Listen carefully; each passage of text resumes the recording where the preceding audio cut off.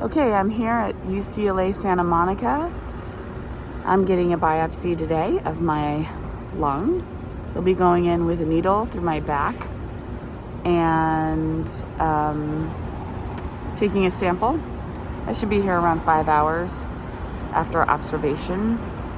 I'll be nice and hungry and needing some caffeine for sure. They need to find out if I have enough of a marker in my tumor to consider me for a T-cell therapy study. So fingers crossed and lots of prayers that I have the marker and that everything goes well for my biopsy. Hey everyone, it's Denise, Lighten Up Amputee. So I had a biopsy today at UCLA Santa Monica, and you can see my little Band-Aid from my port being accessed. So I have a port that was put in 3 years ago when I was first diagnosed with synovial sarcoma.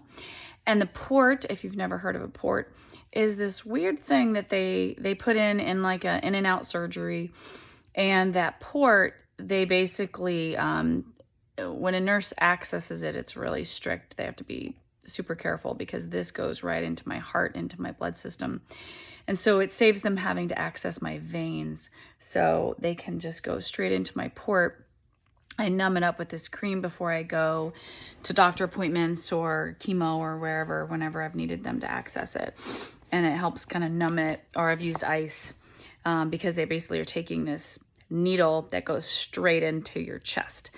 And it kind of hurts. It also hurts, though, a little bit when they're poking your veins, and I have very small veins, so the port works out very nicely. For chemo, it was absolutely necessary 3 years ago because those first 6 months of chemo is very harsh on your veins, and your veins can collapse, so the port was wonderful.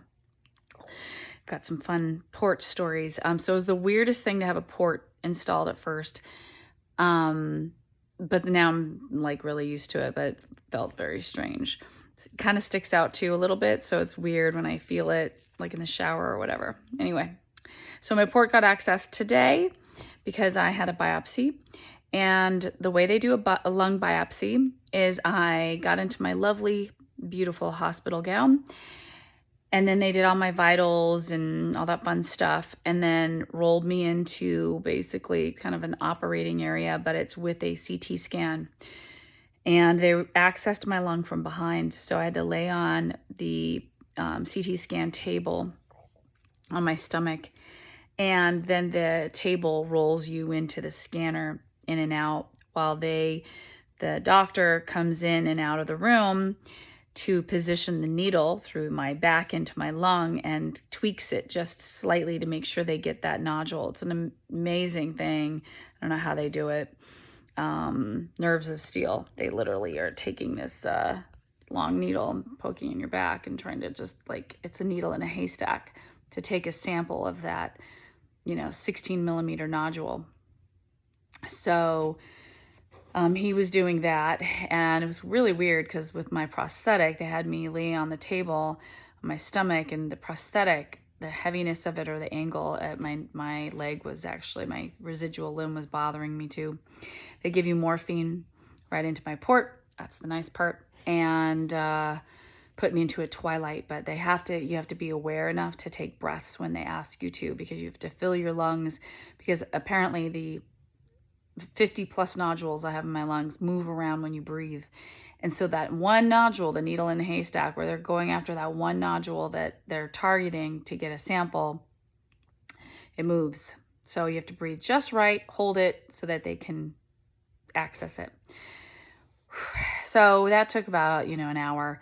And then I was in recovery for a couple of hours because they have to monitor you. Plus you're really out of it after all that morphine. And you're in pain. My right lung, which is where they accessed, was just really sore and in pain. I had to lay on my side. I asked them to take my leg off just because it was bothering me.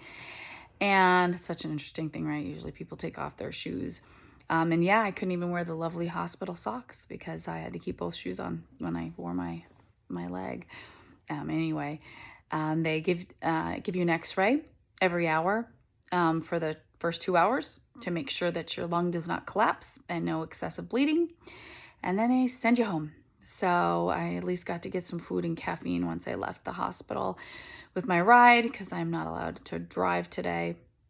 I'm also not allowed to hike or do anything strenuous, which is why I'm in bed right now. I'm in bed, which takes a lot to strike me down, but I need to rest. It's been a long day. I was out the door at 7 a.m., up at 6:30, and it's stressful getting a biopsy. And I have a headache now and just feeling a little groggy. So the hope, as I give you the update, is that they can find more of the NY-ESO marker in my tumor, because when they looked at some old samples of my tumor, they didn't find enough of the marker. They found some of the marker, about 10%, but they need to see a higher percentage of that marker in the tumor. Otherwise, I don't qualify for the T-cell study. And the T-cell is like stem cell treatment, where they take your cells, modify them to then go back in and be super warriors and fighter cells to go kill the cancer. Because what's wrong with our immune system when we have cancer is that something's off and the immune system isn't killing the cancer. And so the T-cell therapy gives me the best hope to go into remission or to be cancer-free one day. Or at least have it dialed back greatly. Otherwise, my options are more limited and really mostly chasing tumors, buying me time.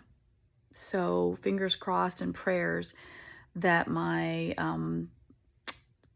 biopsy shows much higher percentage of that marker that we're looking for. So that's what a biopsy is, a lung biopsy, and I'm just resting and chilling out. So thanks for tuning in today. That's my update. Once I get the news, whether my marker, there's enough of the marker in my tumor, I'll share it with y'all. And then I'll be talking about the T-cell and videoing that along the way, because that will be an interesting study to be in, quite frankly. I'm curious myself. So I'm also excited to share it.